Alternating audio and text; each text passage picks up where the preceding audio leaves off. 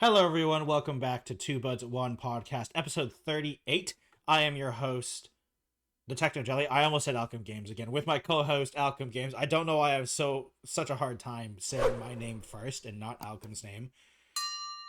Today is almost like I don't know. It's kind of like a hey, Alchem. Do you remember these stories I talked about before? Let me bring them up again because there's new updates on it. So I've decided to hit a couple different stories, right? From all different types of different versions of them. Some funny, some sad. And I've decided that the one I wanted to start with today, specifically, is crippling depression. Because Alchem, you know what we haven't talked about in a long time, and by a long time I mean 1 week. NFTs? You're correct. So anyway, Ubisoft, right? So, Alchem, Ubisoft's Captain Laserhawk the game exists now. It's a thing. And it is available to play. And it... Okay, Alchem. So you remember when, I think it was a couple weeks ago at that point, where I played that one NFT game that wasn't technically an NFT game yet? It was that Battle Royale one. Yeah. So I wanted to do that again with this one, right? I wanted like, okay, I'm gonna play this game, I'm gonna play this game, and then I'm gonna tell Alchem all about it, and so he can feel my pain as I try to play this game. So Alchem, it turns out, this early access of the let me just remind myself of the name. Captain Laserhawk the game, and the game is spelled G.A.M.E. Okay. This early access is for NFT holders only. So you have to mint your own NFT to be able to play the game. So I hate it. Just in case if anyone's curious, I don't actually have a crypto wallet at all. Like I don't have an NFT or I don't have any of that stuff because I refuse. So I actually can't play the game because I need to have a wallet and I need to mint. I had to be in the minting requirements. You have to have a wallet connected in order to play. Oh, you gotta be okay. Because you have to be an NFT holder to be able to play the game right now.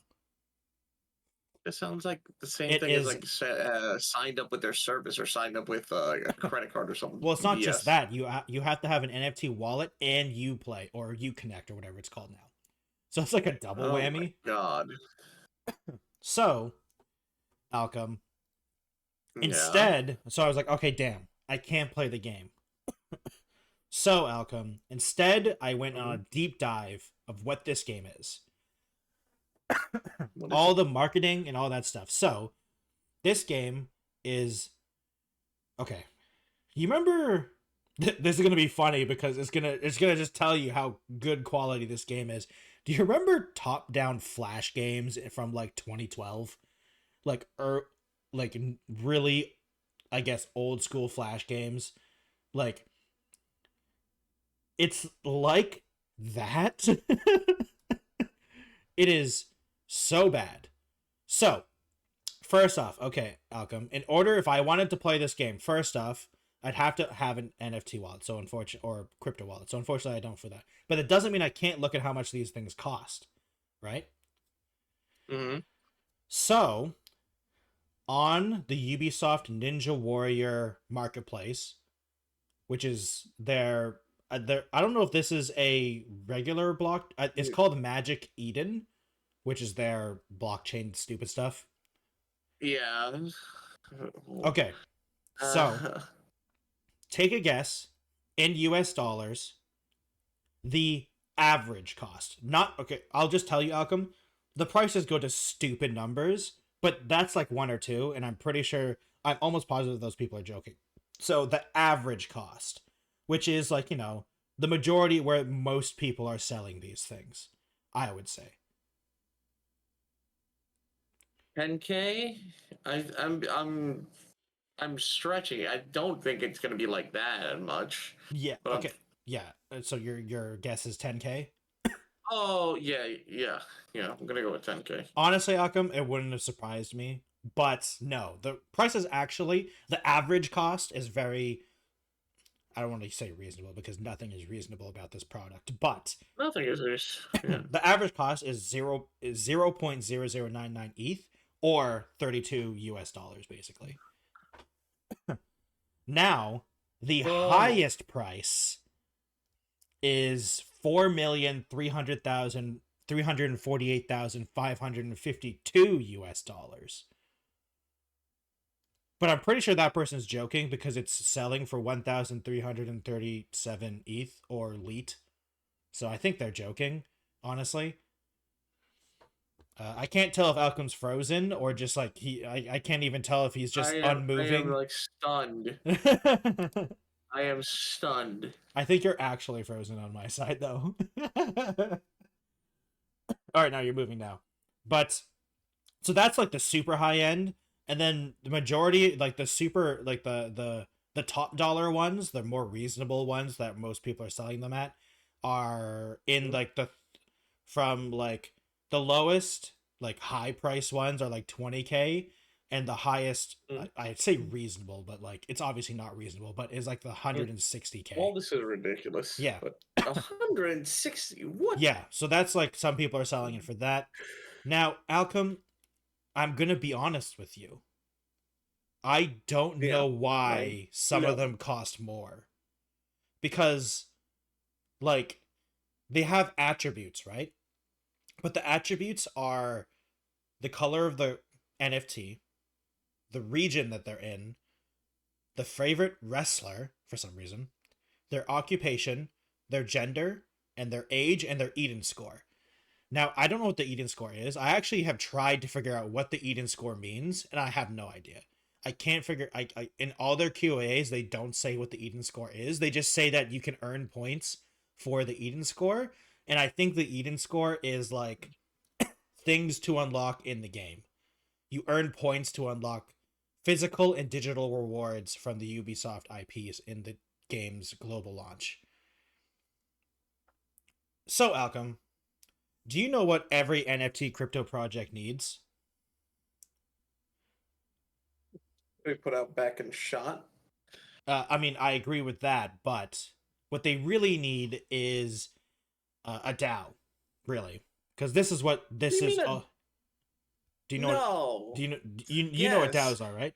Because Alchem, these NFTs are also voting rights to vote on features in the upcoming game in the global launch for 2025. Yeah, I remember reading. Apparently, you get it's like you have a stake in it. You actually get to say. Oh my god, it's like, oh no, Crypto Bros will be able to decide what Ubisoft puts out. Oh man, Ubisoft is just doing even more dumber moves. Yeah. And you also get the referral program, so when the game does global launch, you can earn rewards by inviting people. I don't know why anyone would ever play this game. Ever.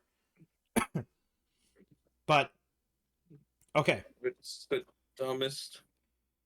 But Alchem, this is an early access, 10,000 players only NFT crypto game, right? Do you know what you need with this game?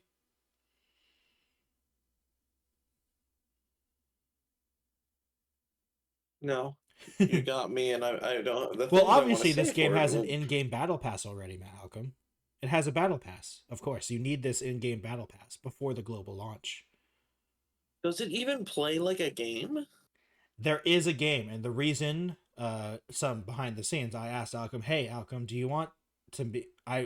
During the Game Awards, we wanted to be able to have the same video player so we can see it. The reason is because I found gameplay of this game. And the video is up. Reveal it, Alchem. Show it. I removed you. Oops, my bad. Oh, there it is. I'm gone.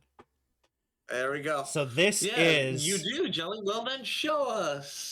Here pants to the camera. Okay, so I don't know. The channel I found this on is called Skill Gaming, just to give them credit. I don't know anything about them. I don't know if they're like a crypto channel or anything. I just found this and they weren't talking during it, so I could watch it.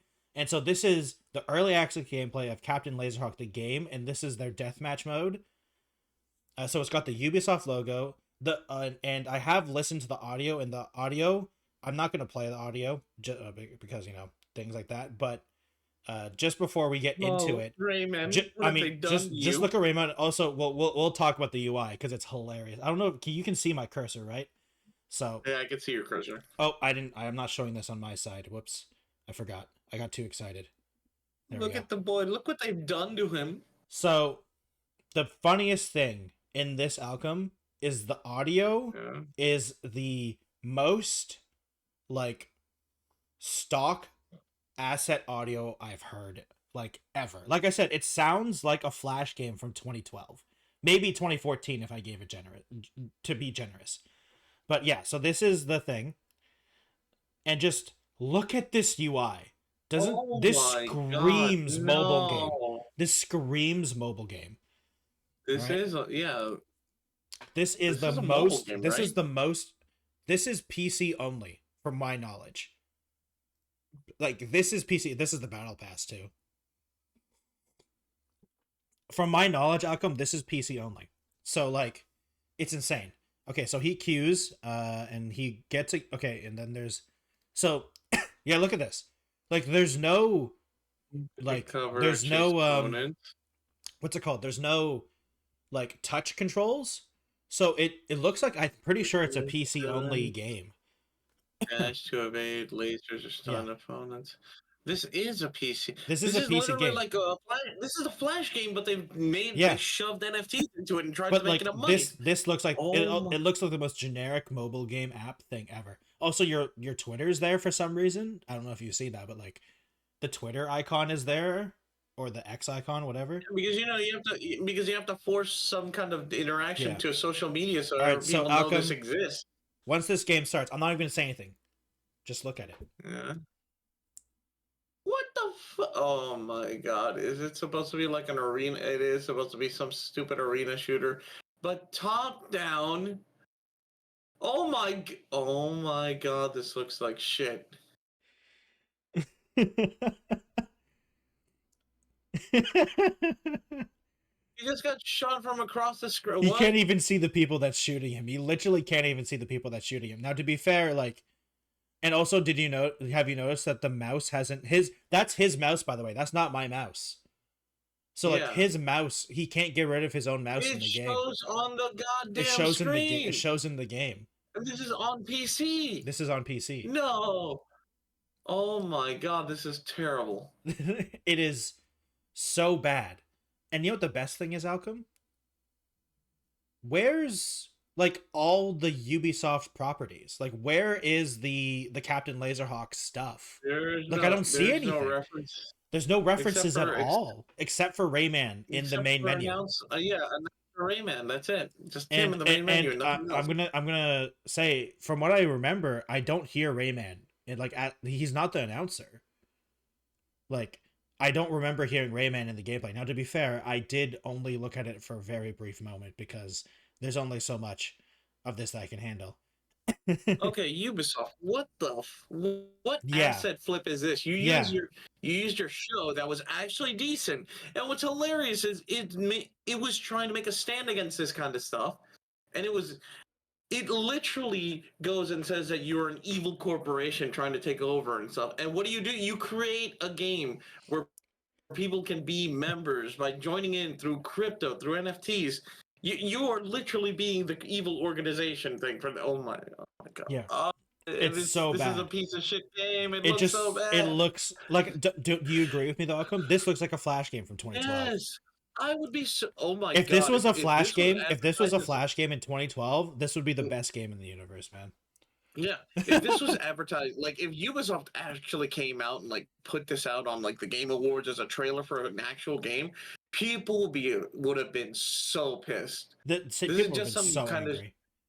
Yeah, people were so angry. This is just something they shoved out there and said, "Hey, crypto bros, look at this. We have this cool thing where you can mint and you can possibly even be part of the Ubisoft team. Good for you. Give us your NFTs. Give us your bitcoins. ETH. Yeah, ETH. They're selling it for ETH. So. ETH. Oh, ETH. Okay. Oh my god, my eyes are twitching. Oh. All right, you can we can stop watching it. We can stop watching it. It's okay. Oh my god, Ubisoft! I knew you were gonna set the bar low, but good fucking god, I didn't know you were gonna start digging. So that is the game. That's the whole game, by the way. There's only one game mode, from my knowledge. Like that's the game. And I think the funniest thing for me is that I don't know why this is attached to Ubisoft at all. Like, okay, generously, money. Let's give. But here's the thing: Ubisoft has done this before, Alchem. They haven't made any money on any of the NFT stuff. Like, it's all bombed. That we know. Like, unless they're getting money from like investment firms to do this, I don't see how this is making money at all. Like, I just don't get it, you know? Like, I'm actually at a loss because I just don't understand how they're making any money in this. Because, like, let's be real. The reason they're doing this is because they thought the crypto NFT market was going to be bigger, and they wanted money for it. So I mean, all I know is I wonder if this is just sunk cost, like sunk cost fallacy. You know, they spent so much money putting stuff into this, and they're like, "Well, you have to release something." It's like that other NFT game that I talked about. Like, it's like I'm so confused about why these things exist, and I can guarantee that all the audio or all the dialogue or all that stuff, that's 100% AI generated. Like, I don't think, and I think that's gotta be there's got no like honestly took part in that. Honestly, it wouldn't even surprise me if the characters and stuff like that is like AI art and stuff like that. It's like there's no way humans made this, or humans, because like funny is nothing in that has anything to do with like the series of Captain Laserhawk. I think they just shoved the name in there, and the only reference to Captain Laserhawk is Rayman himself. That's it. Yeah, that is literally it. If you want, Alchem, you can show my screen again, for a little bit. Hey, I don't want to. No. But like, even the NFTs, I don't know how does this relate to Captain Laserhawk? These are the NFTs. Like, these are just generic robot guys. Like, how are these? Like, I don't get it. You know? You don't have to show my screen anymore, but like, it's like, even like the end, like every concept of this game has nothing to do with the Captain Laserhawk IP. You know? Like, it has like, these are just generic robot cards. And I don't get it. Like, I'm so confused. Honestly, either they were bought off. They're either trying to make some shitty little asset flip and try to trick people into giving them Ethereum or whatever it's called. Yeah, ETH. Yeah, Ethereum. Or this, I really doubt this could be like a tax write-off, because like Captain Laserhawk, the series, really, they didn't make that much. It was on Netflix and that was it. It never appeared anywhere else. Yeah. Or was it Amazon? I think it was Amazon Prime, or I don't even remember. That was it. And it just never saw the light of day. There was no other reference. I don't think they're ever going to continue that story. Yeah. And that's it. I mean, I actually watched a couple episodes of Captain Laserhawk because I joined people that were watching the episodes in VR chat, and I was like, is that Rayman? Yep. Like that. My whole thing was like, what the heck? Yeah, I liked it. It was actually a good series, especially when you saw the downfall and like the fall of Rayman and what happened to him. and you saw all the buildup of the city and everything around them, and it was a really, really cool little story. Yeah. And this has nothing to do with anything. It. So, Alchem. Yeah. To go along with like how much of a failure this thing is and how bad this thing is, there are 10,000 of these tokens, right? It is free to mint them, right? The Ubisoft or whatever company is running this isn't minting all 10,000. They're letting other people mint it so they can sell it and stuff, right? How many actual NFTs do you think are listed and minted? Or, to be fair, people that can mint them, they don't necessarily have to sell them, but most people, I think, minting these things are going to try to sell them, because why else would you do this? So, how many are listed in NFTs? There's 10,000. There's a 10,000 cap. 2. 2? I mean, yes. It'd be hilarious, but no. It's probably somewhere around probably 500 or something. Slightly more, 920. So more than I thought, but like nowhere near the 10,000 cap. Like they didn't even break 10%. Like when you're not even selling 10% of your supply, that's bad. Also, I just want to say, this game came out like 10 days ago, technically. It came out like on the 13th or something like that, the Mint Rush. And the floor price is 0.0044, and it's already down 10%. So like it's barely 2 weeks old, and it's already down over 10%. Like this thing is, I don't know if I should feel bad for the people that are still kind of into this type of stuff, but I just don't understand the people anymore, because I just don't get how you can think that this is going to do well. Like both you and I, every time I talk about this stuff, you know what, honestly, Alchem, I did the whole crypto thing and NFT thing to make you sad thing for a while as a meme and a joke. I expected it to end because I thought people were just going to get over it and like stop, but they keep making things, Alchem, and I'm surprised every time. No, because the next one, but they're not making any money though. Where's the money that they're making? I'm so confused. Most of it is from people who are like working behind the scenes, who are making either they're making a coin or they're making a product that involves you buying it through crypto, and they're the ones who are trying to like trick people into thinking, oh, this is a good investment, or this is a good thing, I can make money off this, or this has some value. They're trying to trick others into buying, spending, or just shilling out any kind of coin so they can get whatever they can from them. All you need to do is just, basically quick cash outs. I mean, there was the recent thing with the hotones girl that was literally found out to be a scam, because she's like, oh no, I didn't do it. And it turns out, oh look, day one immediately went from whatever high value it had straight to be fair, the tokens pretty much 99%.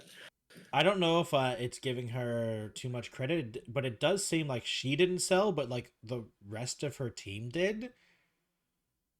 If I remember correctly, like her money was technically locked up, but like a bunch of the pre-selling people weren't locked up, so they sold. Because she mentioned there was like a rule where people could not pre-sell. If you bought in, you couldn't pre-sell unless you happen to like special purchase beforehand, which is what a lot of the people who were behind the scenes and trying to do this whole scam, that's what they did. It seems like they made quite a bit of money off that. Yeah, it's just like it's basically people who are trying to get in early on these scams are the ones who are pushing for it, and that's why they still exist. Yeah, as long as there's a sucker out there who's going to fall for it, then they'll keep doing it. Yep. And this time they use Captain Laser, huh? And but I think the funniest thing to me, Alchem, is not only like they're not even using it properly. Like there isn't anything to do with Captain Laser. I don't know. Like Like I said, I've only seen like 1 or 2 episodes, and most of those were just like me like observing, or like I saw like bits and parts of all the episodes, and Yeah. even with my limited knowledge of the series, these are just generic robot guys. Like I don't recognize any of this stuff. Yeah. It has nothing to do with the world. The world is a dystopian future set in like the eight like with those 80s kind Yeah. of Yeah. like laser theme Yeah. kind of theme, and it was about basically an uprising against power. It was basically a rise against power kind of Yeah. story, and it has nothing to do with this game. It's like unless you're trying to make this like a thing that happened before all the events of the game. This is supposed to be some shitty game show that exists in that universe. But even I'm giving them a stretch. I was gonna say that's a huge stretch. It just feels like they just shove the name in there and be like, people like that series. Yeah, well, I'll buy into it. Let's just lie and tell them that was it. It's it so hurts. weird. Also, I just want to say, Alchem, some of the funniest things, some of the items they're selling in that battle pass, it's so you know that blue guy, so that's the default skin. The skins are hilarious. It's just different colors of that skin. And for some reason, there's like weapon skins, and it's just like recolors of the weapon in that top-down game where you can't see the weapon. Yeah. In a top game, like I'm so confused. And yeah, it's a terrible thing in every single way. I'm very tempted to join their Discord because I'm just so morbidly curious, but I don't want to risk my Discord for that. So maybe I'll make a thing, a throwaway to see. But yeah, it's just so strange outcome. I don't get it, and unfortunately for you, I'm going to keep looking at these things. Because I'm just so You're a monster. I'm so morbidly curious. I need to keep an eye on things like this because I'm like I just don't understand how they keep getting made. You can't stop me, Alchem. I'll keep talking to you about it. When that one work, flip you off. Okay. Well, Alchem. Okay, it's okay. It's okay because the next story, I'm pretty sure we talked about this, and we were both kind of. I think we were. I don't know how. I can't remember. But did I ever talk to you about how there were rumors about PlayStation buying From Software? I don't remember. Not FromSoft being purchased by. So okay, so PlayStation was in talks with the parent company of From Software called Kodokawa. Okay. Oh, Kodokawa. Kodokawa. Wait, isn't that the anime?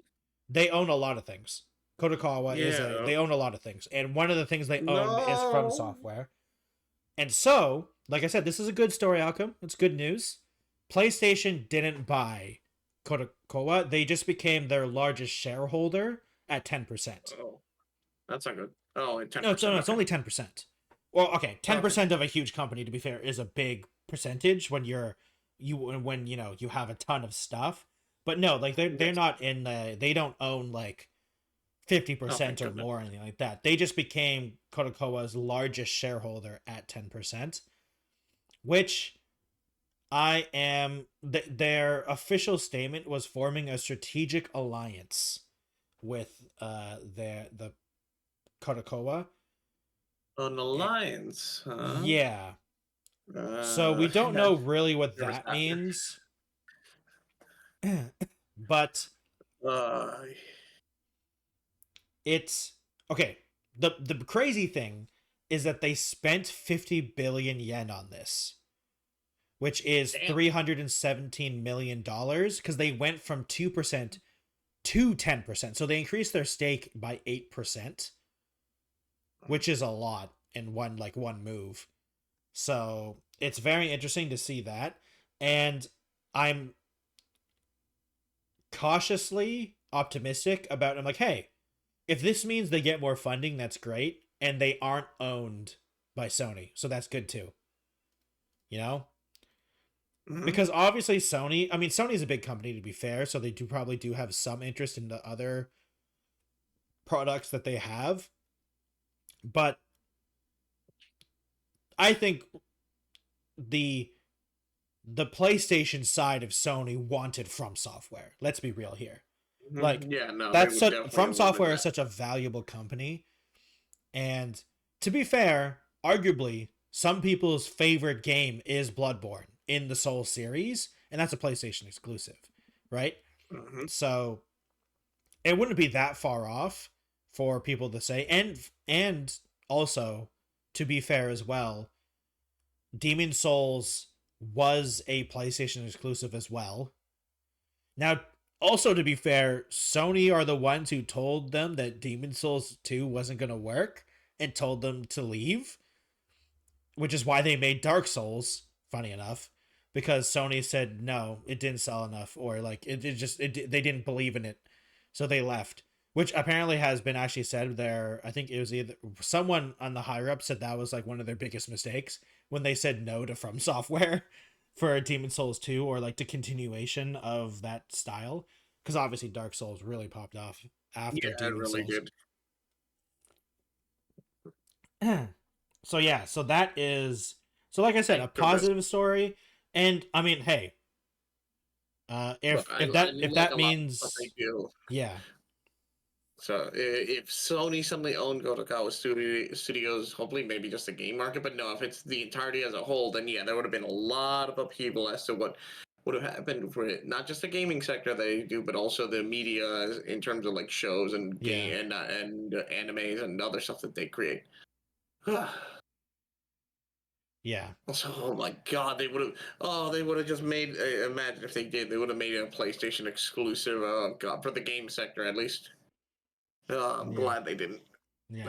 I mean, the good thing is that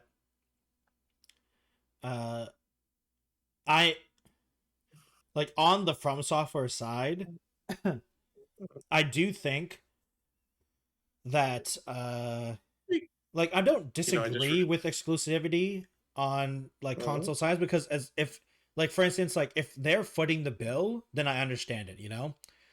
Yeah, like with the Bayonetta thing. Yeah, like Bayonetta, the bill, Bayonetta 2. And I mean, Sony also, I think, spent the money for Demon Souls as well. So like, also, I'm also here. I'm thinking, oh my God, we could have had a FromSoft God of War. No, that wouldn't have happened because they didn't make new God of War games for like 10 years. I know. But imagine I mean, the worst thing. Here's the thing. The worst thing is that what would have happened if Sony bought From Software is they would have made Dark Souls 1, 2, and 3, and then they would have like made them remastered it over and over again, and then never make Elden Ring never would have happened because they don't have IPs, so they can't make anything. Sorry, they're still remastering Dark Souls 3. Definitive Extreme Edition. Yeah, I mean, to be fair, at least Naughty Dog is making something. It would have been called the Remastered Definitive Get Good Edition. No. To be fair, I do kind of want a Get Good Edition for Dark Souls. That would be kind of funny. Yeah, they would. I would not throw that out. They would definitely have done that. It would be funny though. Let's come on for the memes. Yeah, I'm not gonna lie. For the memes, it would have been funny. If they sold a Dark Souls 1, 2, and 3, like all the Ultimate Editions as a package deal, and it's called the Get Good Edition, that'd be hilarious. It's like a 3-for-1 game thing. It's called the Get Good Edition. It's cool. If it had its own packaging, I'd get it. I would definitely. Honestly, I would. That'd be a collector's items. I think if they had its own box as well, that'd be kind of funny. One time, yes. That would be really good. Well, anyways, that timeline averted. Yeah, that timeline is averted.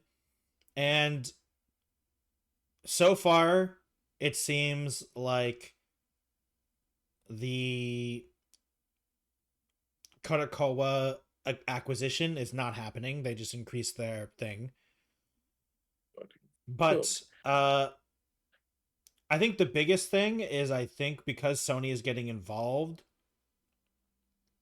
it's probably going to be interesting to see their next move, because like I said, From Software is a sub company of Kodokawa, and it's gonna be interesting because Sony just gave Kodokawa $317 million.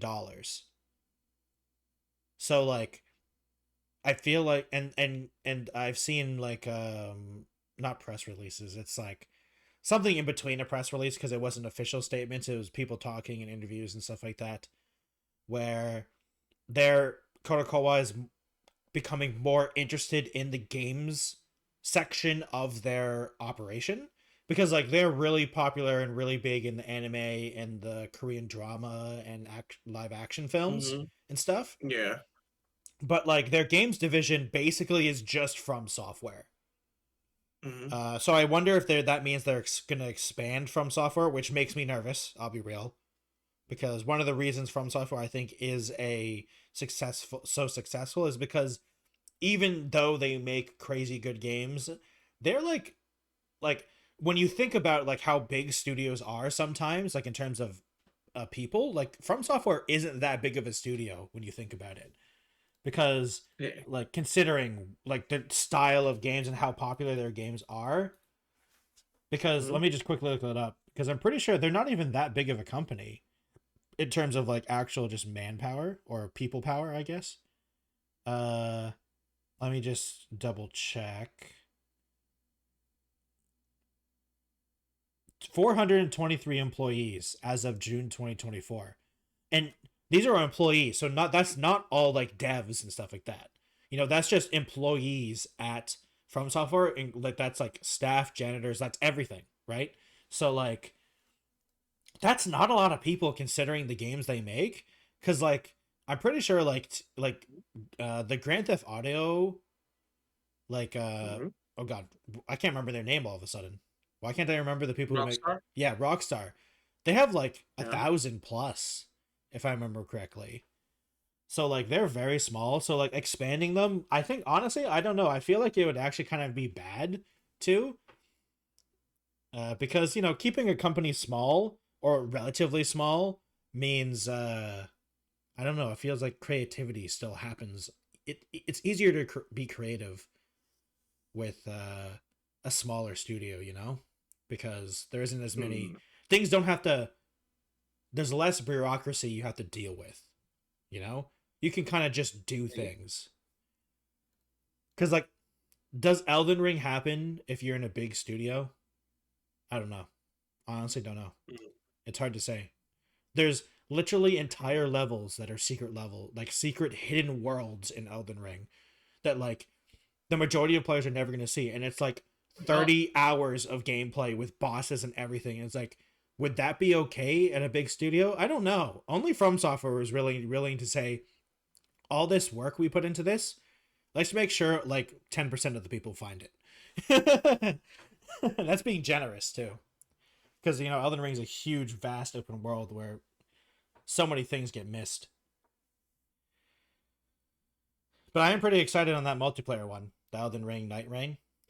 Oh yeah, Night Rain looks I'm pretty excited for that. But we'll see how that goes. I mean, that's probably not. Is that coming out? Is that 2025, or was there a release date? I don't think so. It's 2025. It's 2025, but I don't remember when. I think it's Night Rain release date. I'm looking at it right now, and it is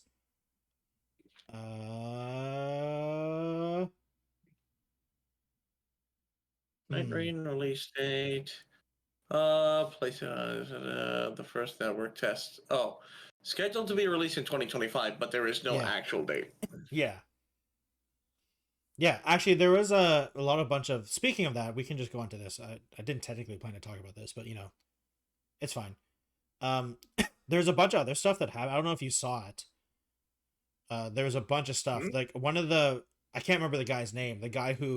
The main guy that is making this game, one of the lead guys, did a huge interview in I think it was in Japanese, and it was translated.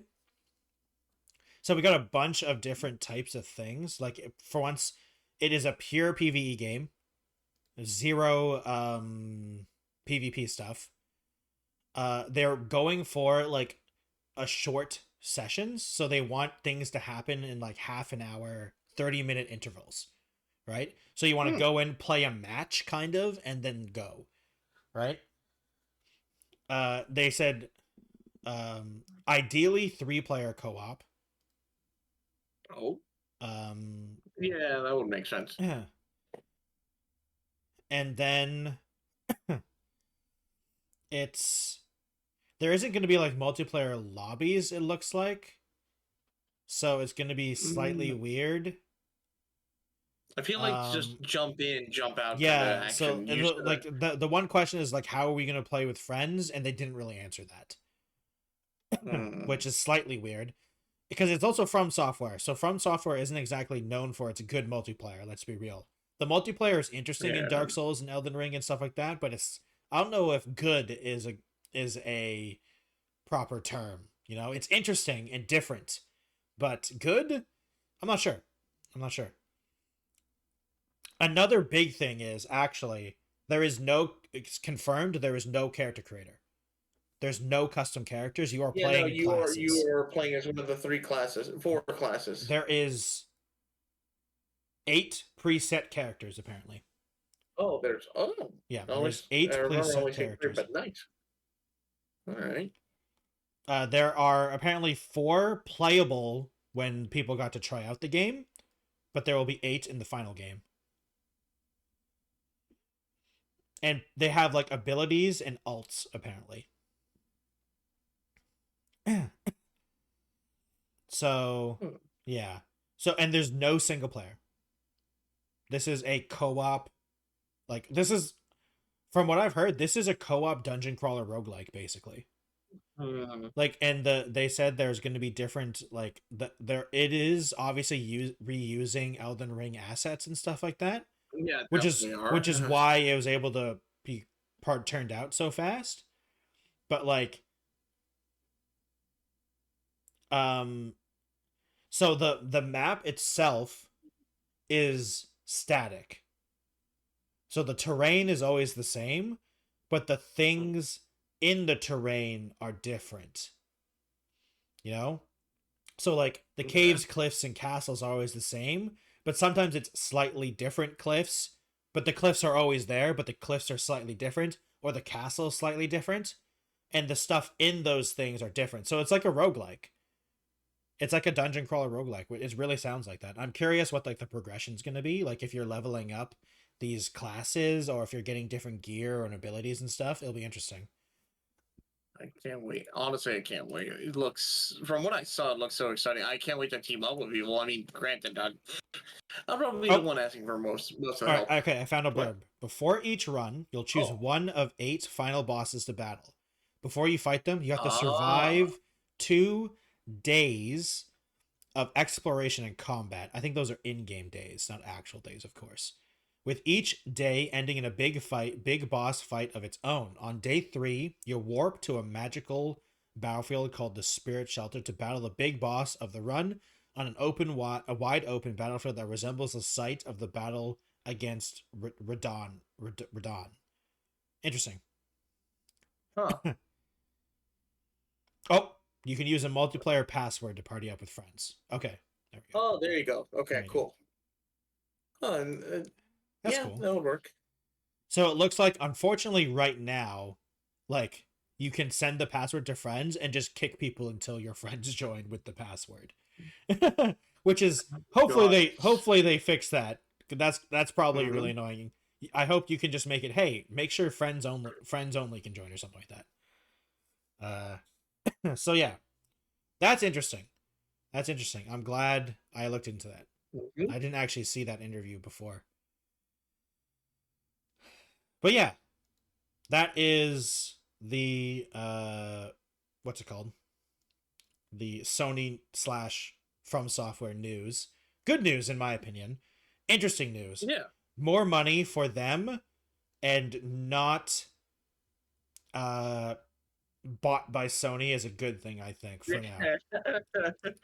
Those would be like not in Sony's hands, yes. Not in Sony's hands.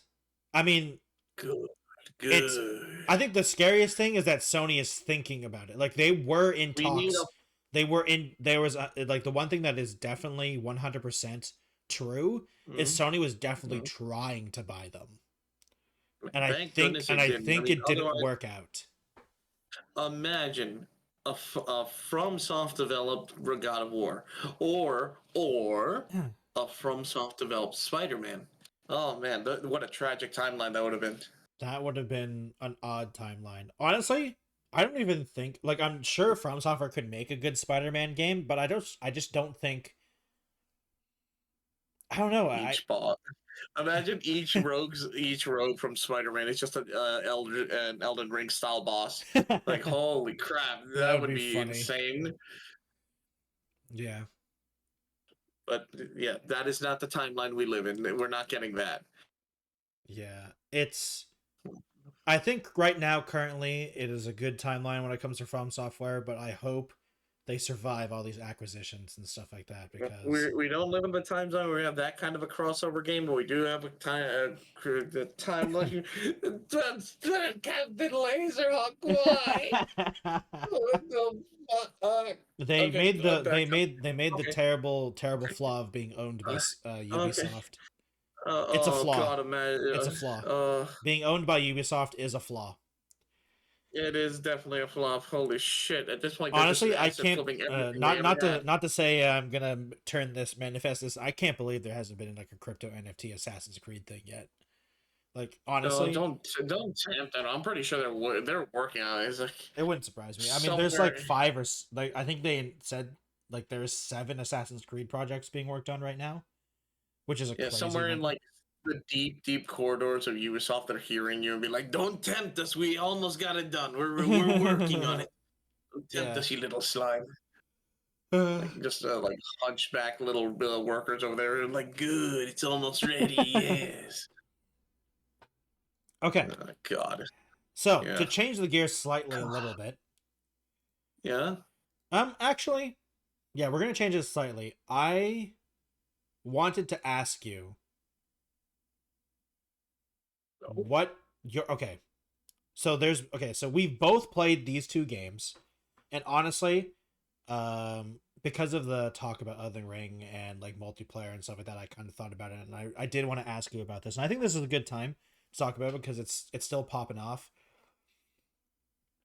So you and I have played Marvel Rivals together. We've played Overwatch together. And Marvel Rivals, I don't know if you saw this or not, have officially said they are not looking into a roll queue system. They are not interested in it, and they're not doing it.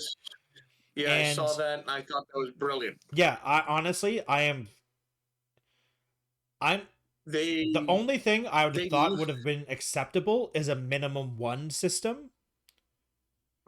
And even then, I'm like, no. I kind of like the only problem I have with that, I think I told you it before while we were playing it.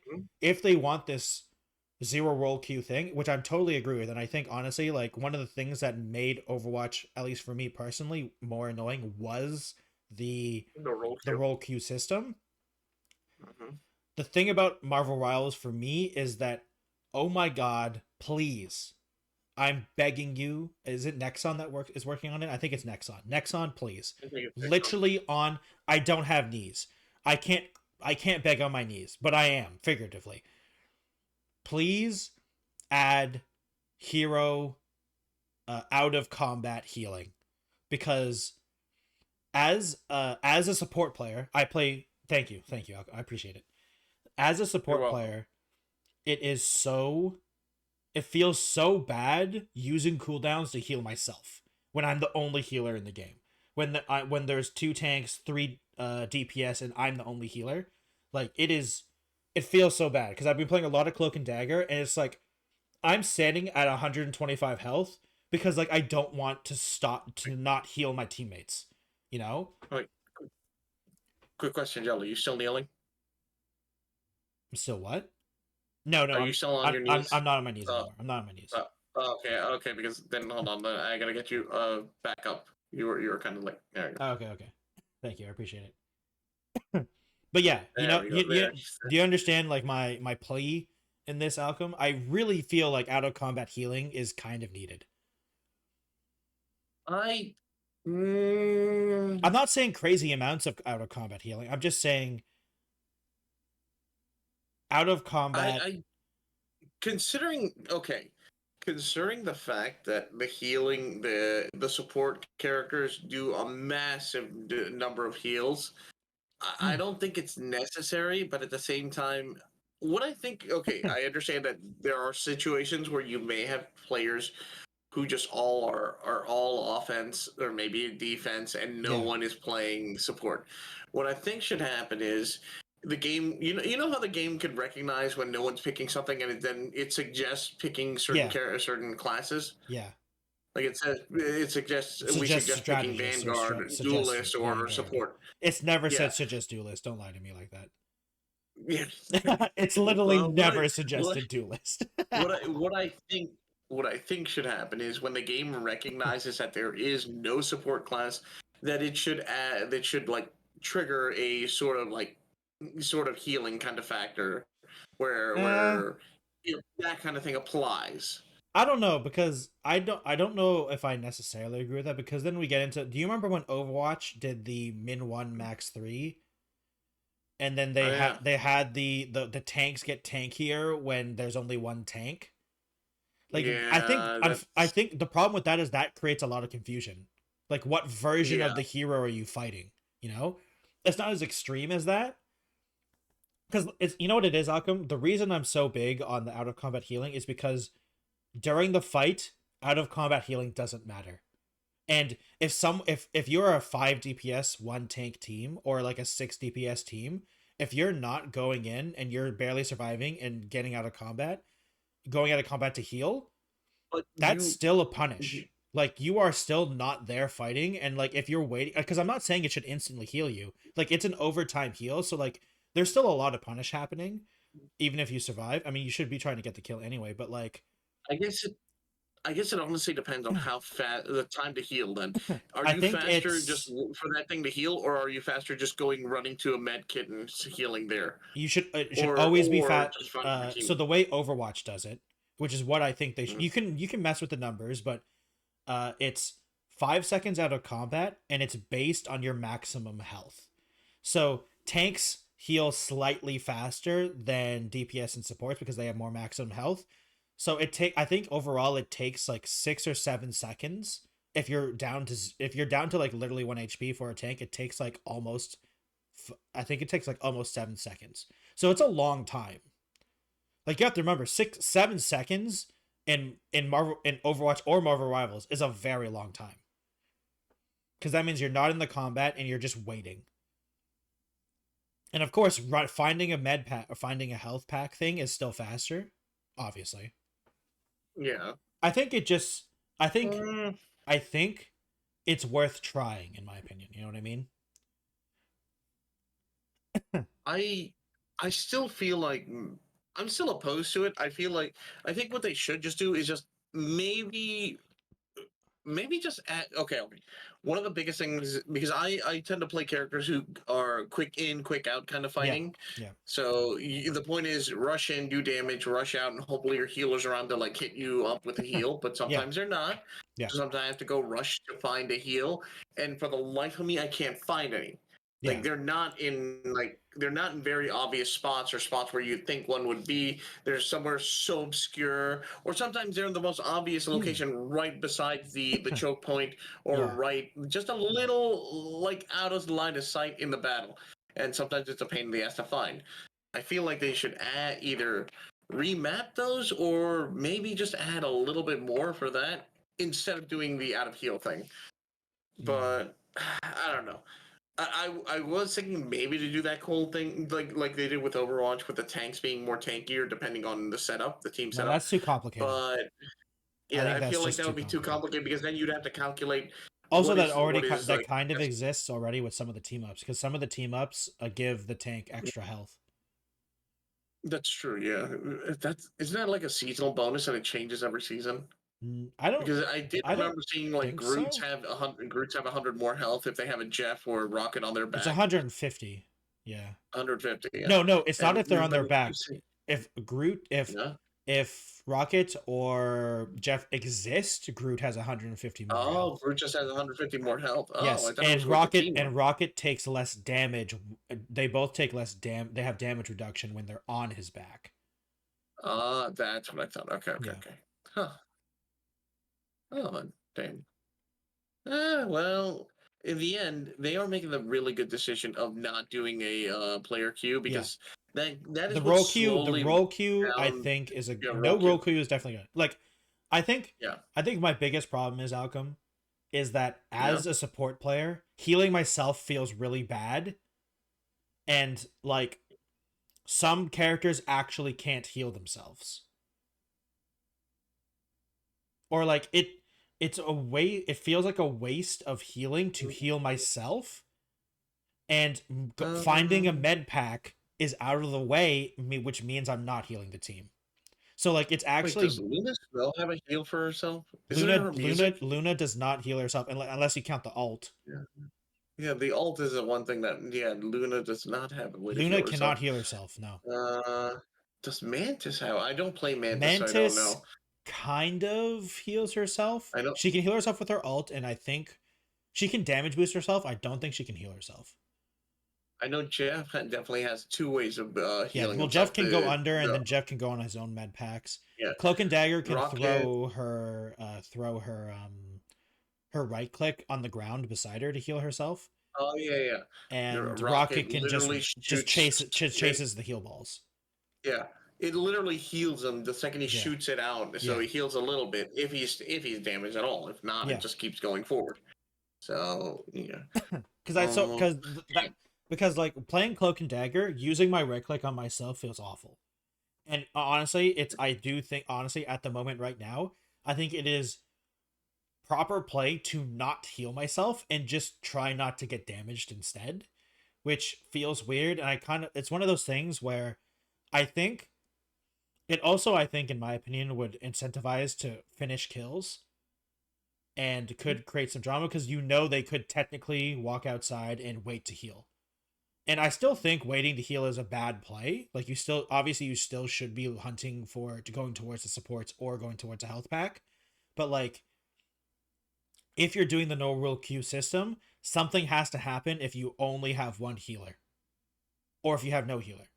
Because like if you want the no rule queue system to work, then you kind of have to have like, okay, what happens if you don't have heals? Because if you want the no rule queue system to work, so what happens if there's no supports? And if the answer is someone should switch to support, well then the no rule queue system makes no sense. Like then you're just punishing people, right? And so like, I mean, to be fair, they already kind of do that. There are a lot of characters that can either heal themselves or shield them. Like there's a lot of self-sustainability in a lot of ways. But the problem is then characters that don't have that are just worse. And I'm not trying to say everything should be viable. I'm just saying that I feel like an out-of-combat heal is a good solution so you don't have to be forced to make characters be self-sustaining all the time. You know? Yeah. And I still think, like I said before, like not finishing the kill is a bad thing anyway, and it would incentivize players that don't chase down the kill to chase it down. You know? And so I think it would actually make to be fair, some people would also dive too hard because of that, but I mean, there's always going to be two sides of that problem, right? People are going to do that no matter what. I don't know. I would be cool. Honestly, I'd be cool with both if they did they made the health packs more or redesigned where the health packs are, and then just made the out of combat healing like I said, you can play with the numbers. Yeah. But I truly do think it needs something like that because especially since they have not considering role queue, and I think that's a good thing. Running around the map looking for a health pack sucks right now. Excuse me. And you shouldn't be punished for surviving. You know? Like you shouldn't be punished for narrowly getting a kill and surviving or being able to juke someone. Like it shouldn't be you shouldn't be punished for outplaying or like just barely making a good play. Like I think it feels bad to be punished for that. And I think better placement of health packs, and like it's like I said, the out of like I'm not saying that out of like I don't think there should be regen. Like I don't think characters should have natural regen during combat or anything like that. I think, and I also think any damage at all should stop it. You know, so if you take one slight damage from Iron Man shooting you across the map because you accidentally poked out and you're at 100 HP and he hits you for like 2 damage, you're at 98. No, you reset that timer. You have to wait the full 7 seconds again or whatever. You know, like I think any damage, you know, so it's like you really have to be out of combat to do it, and I don't think it would be that bad, because I think the biggest thing is that it would also incentivize, I don't know, not just killing targets. It'd be like also better focus fire maybe too. We'll see, but yeah. Yeah, I mean overall I'm still really enjoying the game too. It is funny. I don't know if you've seen the outcry against Hawkeye. Hawkeye now is dominating right now because he is definitely. It's also because the Hawkeye. So it turns out the Hawkeye arrows, they're like more like missiles in terms of the hitbox, and I think right now Marvel Rivals' definition of a headshot is very generous, which is why Hawkeye's killing a lot.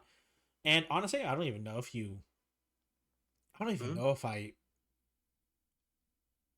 honestly don't think they should change it, because maybe the damage in the pro scene it's definitely broken, because these are people who they can't aim games, and they don't miss. They don't miss. They don't just miss. They can also predict your movement. They can they can not maybe predict, but they can.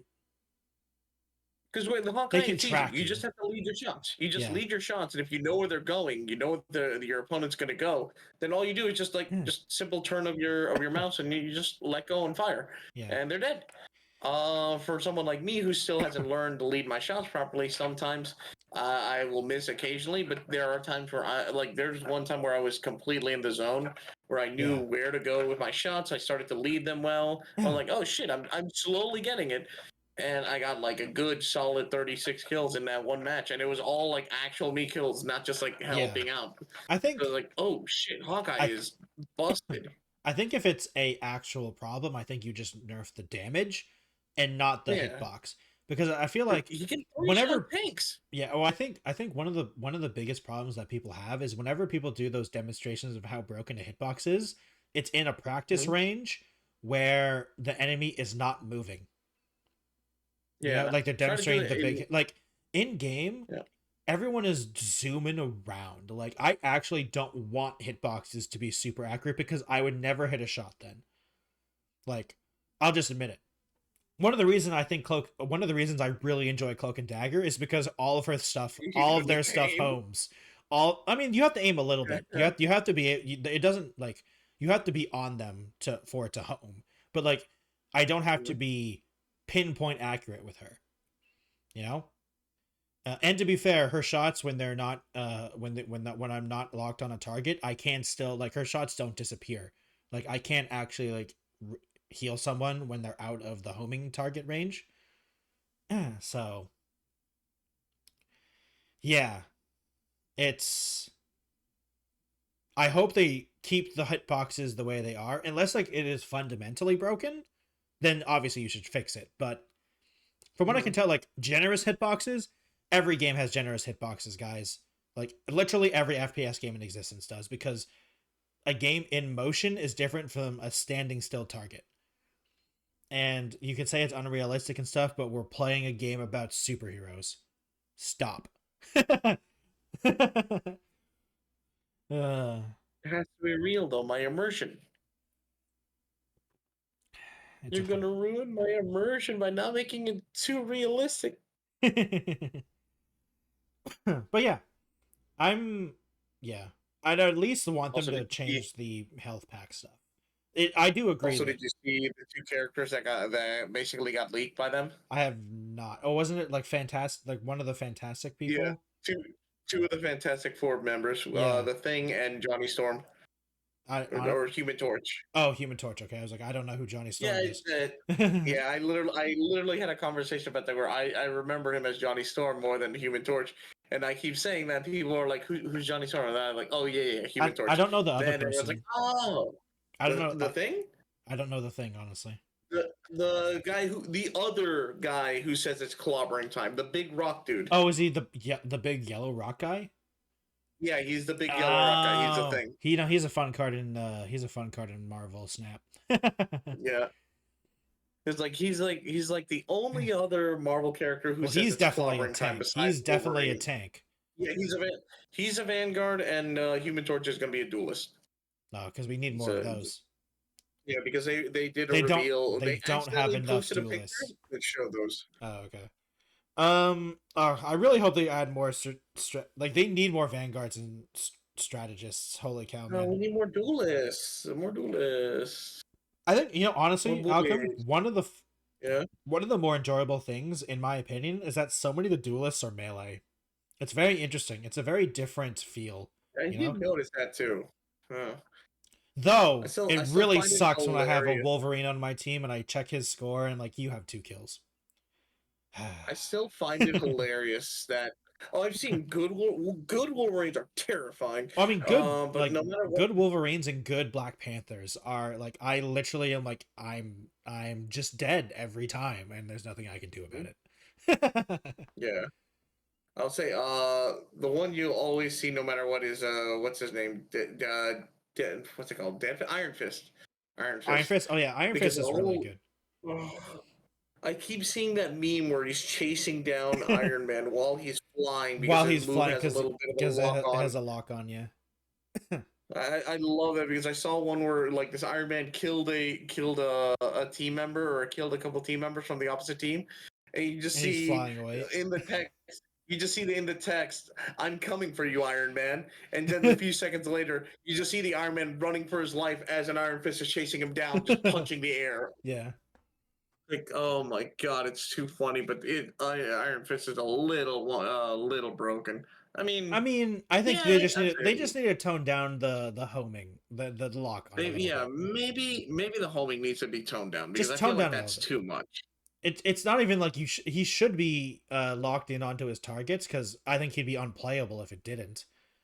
I think it's a little too generous, Yeah. Or maybe have like a height restriction to the lock on, like if they're like a certain amount of units above Iron Fist, it doesn't lock on. Maybe. Yeah. Maybe. So like you can't like do like the straight 90-degree angle upwards lock on sometimes. Insane. But I mean honestly, part of that is also, I think, the charm of Marvel Rivals, because if everything's overpowered, nothing's overpowered. Mm-hmm. Like I was just talking about it. Cloak and Dagger is a healer that literally locks onto your allies and you will never miss. Mm-hmm. She has 3 abilities that do massive plus her auto attack. She has 2 other abilities that heal. I think I told you this before, her ultimate healing can out heal Punisher's ult. It out heals 2 Punisher's ults. If you stack the lines on top of it, you literally out heal 2 full Punisher ults. You have like, it heals for so much, but to be fair, you have to stack them on top of each other. But like, and most of the time you're not doing that, but like the amount of healing is insane. But like, she also has like she has basically no mobility. So once you get on top of her, she's dead. Unless you can do the disappearing act as Cloak, which does work sometimes. But yeah, I'm really enjoying it still. Honestly, it's that game and Deadlock are like I don't know why, even though they're 2 games in the same genres that I thought I was done with. Both of those games, I thought I was done with MOBAs and I thought I was done with hero shooters, and then both of these games proved to me that I'm like, oh, I was just sick and tired of the old ones. I was having a little bit too much fun with Deadlock myself recently because of the holiday skins that they got. Oh yeah, I haven't actually done anything. What you gotta do. Oh, did you? I found out what you got to do with them. Yeah, I just the other day I was just doing some to unlock a few. I got McGinnis's and I got. Oh, what do you have to do for McGinnis? You have to destroy 9 structures. Oh, that's easy. Thank God. Yeah. So McGinnis, so as long as you just focus. Yeah, hers I'm is not very sure easy. Sorry, I was gonna start talking about McGinnis. No, you're fine. Go for it. I've been in. I don't know if conflicted is the right word or not, but like, I don't know if I like Spirit McGinnis or Gun McGinnis more. And I'm going on the more side of Gun McGinnis only because McGinnis gets one shot so hard, and you kind of have to be kind of close range with the gun. So I don't know. It's also because, like, I don't know, I feel like there's a lot of weapon damage right now in the game, or at least the couple times I've played, there's a lot of weapon damage. So yeah, weapon seems to outshine Spirit a lot right now, unless you're like certain characters. I think like certain characters have a good Spirit attack that works very well, but for the majority of them, Spirit gets outshined by bullets. As long as you have decent aim and you pick the right combo of bullets, you're ridiculous. Yeah. The problem is that with a lot of gun things, you have to be good at aim. With a lot of the Spirit builds, like, it's just like, okay, you have to be able to hit skill shots. And hitting skill shots and being good at aim are two different things. Mm-hmm. And also one thing, oh my God, Alchem, I have... The last couple games that I have played in Deadlock, I have been just so sad because I don't know what it is, Alchem, but I am getting destroyed in last hits. I'm getting denied so hard every game now. I don't know what happened. I just can't do it. Like, everyone is better than me. And I'm sad, and I might retire because I think I've peaked and it's done. I'm on a full meltdown. I can't last hit to save my... Every time there's a contested minion, I lose. I've been down. The worst it got, I was down 2k, and I had 2 kills on the guy. Like, that's how bad he was denying me. Like, it was so bad, man. I'm getting destroyed when it comes to last hits. I don't know why. And it can't be lag because they fixed I'm almost positive they fixed that problem, because there was some problems like months and months ago about like if someone had a better ping than you did, they're more likely to get the last hit, but they changed that. So I don't think it can't be that. So it's just skill issue, and it makes me sad because it's a skill issue. And I don't know. That's also why I've been doing the turret build, because I can let my turrets kill the minions, so I can purely only focus on getting the last hits. You know, that makes sense, and that's very plausible because no, you can distract them. They'll be dodging your turrets, and then you can just get the last hits. You go.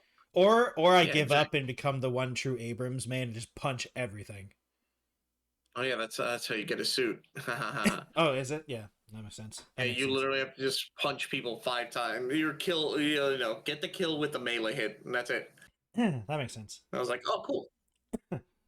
There's just some that are really ridiculously hard, so I'm like, yep, no, I'm not doing all of them. I want to try to get all of them, but then again, I don't know how to play all of them anyway, so that's going to be a pain in the butt. Yeah, I've been noticing I've been getting destroyed as McGinnis recently, but I think that's also because people are understanding that you kind of... Like, if you let McGinnis do her thing, she dominates.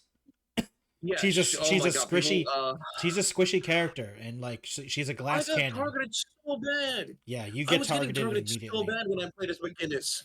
Like, I never got like as Ivy.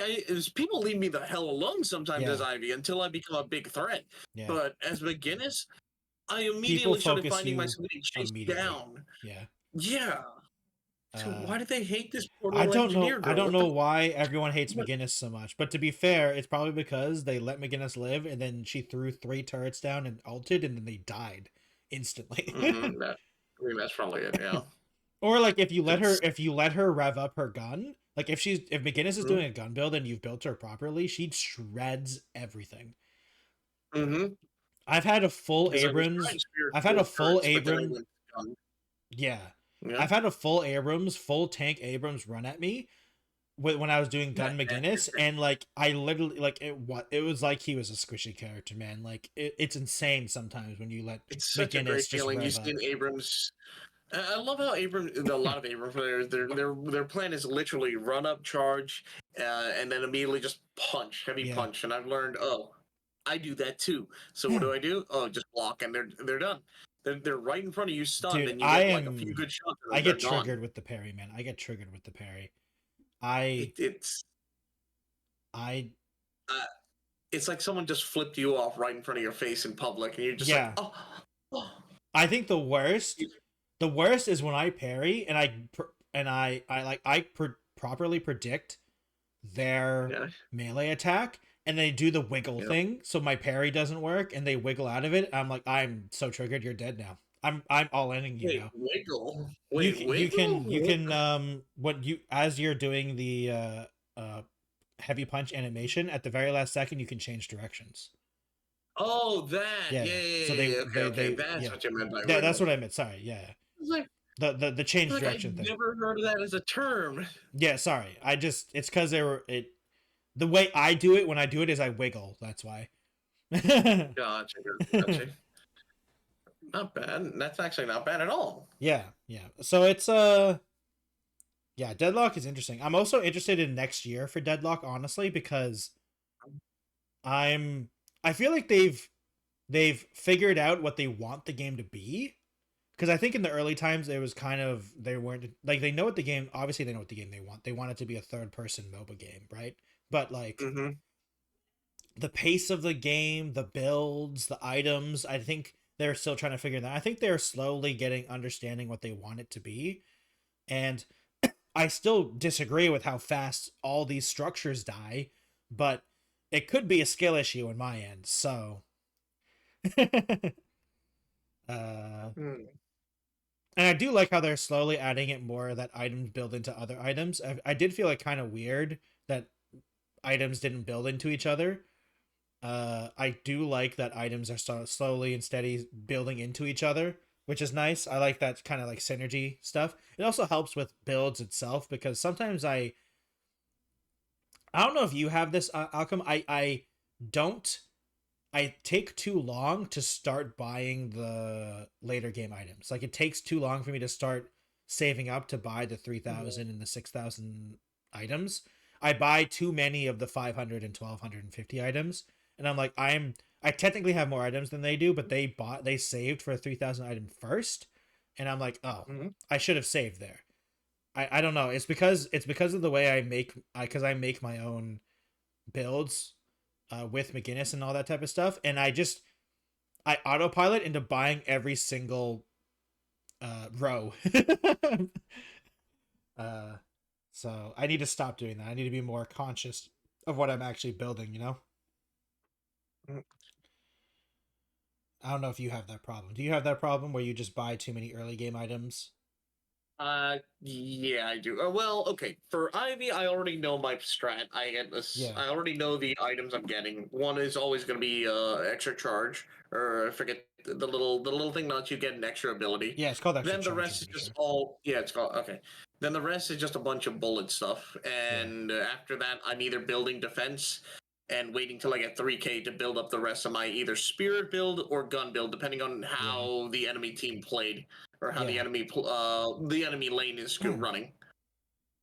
I'm starting to understand. I used to be more spirit, but now I'm starting to lean on both gun and spirit. So I don't. Well, I think overall, I think hybrid builds are probably going to be like, I think the more interesting thing is to see how, like, is hybrid builds actually the way to go, or is it to be full gun or full spirit? Because I feel like hybrid builds overall are going to be like the best builds, because no character is truly one thing, you know? Like, even McGinnis. Some of the perks work with guns and magic. Yeah, so certain gun damage boost spirit. Yeah, even like McGinnis, you would think her like if you think her gun build is like, oh, you build tons of bullets. An essential part of the gun build is like shredding their bullet resistance with your spirit abilities. So like, it's interesting to see like those types of builds. It's going to be interesting to see like, is it truly better just to have one pure gun build? Because I'm also like going off of like League of Legends. Like, is there an AD carry for this game? Is there a mid laner for this game? I'm not sure. Honestly, I don't know if you've paid attention to the like the high tier scene at all. I have not looked at any high MMR games. Mostly because the high MMR games, there's so much movement stuff that I just don't do. That I'm like, because like I know I don't slide enough. I don't do like the jump tech stuff enough. I'm starting to do some slide and jump stuff, but like the way they move around the map is so different from how like an average player does. And I think I'm at like at an average player. So like it's such a different game for them because they're like bouncing across the map, man, with all the movement stuff they do. And I'm like, man, I don't know, like I can, like if I really tried I could do this, but like I just don't want to do this. You know? Like they are really good at chaining like the slides and keeping momentum and stuff. Oh god, I've seen a few videos. I've only seen a few because I'm looking at build tips, but good lord, those guys are nuts. I never want to play against them. They're crazy again with the movement stuff. I'm like, I can't believe it, man. Like I'm getting the hang of the movement in the game, and I'm getting the hang of doing certain maneuvers, but the way they do it, no way, no fucking way. I would get destroyed. Oh yeah. Like I would get destroyed too. I mean, I can barely last hit at this point, so yeah, it's whatever. Yeah. But so, oh well. Yeah. For now, I'm just enjoying the games for what they are. Oh yeah, I'm enjoying both Marvel Rivals and Deadlock has taught me that I was in fact not done with MOBAs and hero shooters. I was just done with the games of that genre I was already playing. Like I'm not reinstalling League. I have no interest in reinstalling League or Dota or anything like that. And I actively avoid Overwatch 2. Sorry, what'd you say? Never playing League again? Only if they release that when they did that Vampire Survivors Bullet Swarm mode again, then I'll download League. That was fun. Okay. I did play that. That was a pretty fun mode, I'll admit. I guess technically I still... Oh, actually, Alchem, on a personal note, do you remember when I... because we have played... Speaking of being done with MOBAs, another game I started playing again is Pokemon Unite, because I'm getting interested, because the Switch 2, I'm hoping, is coming out next year, and I really hope Pokemon Unite gets ported to it, so I can finally play that game at not 5 FPS, because the Switch does not handle that game very well. That is literally the talk I've heard with a lot of games on the Switch. Like everyone I can't wait for the Switch 2. Yeah, we hope the Switch 2 lets you play Switch 1 games, and then because it'll probably run them a lot better. Yeah. But one of the reasons I started playing it again, Alchem, is because if you remember correctly, the reason I stopped playing it is because my dock broke. My Nintendo Switch dock broke. Oh yeah. It works now? It just started working again randomly. I don't know why. My brother and I, when it initially broke, we did the whole thing. We unplugged it. We looked at the thing. We changed outlets. We did all that normal stuff. We did it again out of curiosity, because what happened is my brother hasn't used a Switch in a long time, so I asked if I could use his dock because I wanted to like see what's happening, you know, with Pokemon Unite. And I said, you know what, out of curiosity, why don't we try, like, while he was there, I'm like, you know, why don't we just try again, just see what happens. And he was like, yeah, sure, why not, let's do it. So we were like unplugging everything, plugged back in, and it just started working, and I don't know why. And it's so strange, Alchem. I don't know why it just started working, but it now. So now my Nintendo Switch is perfectly fine, and the dock works perfectly fine again. Nice. Yeah. And Pokemon Unite is in fact still Pokemon Unite. Yeah.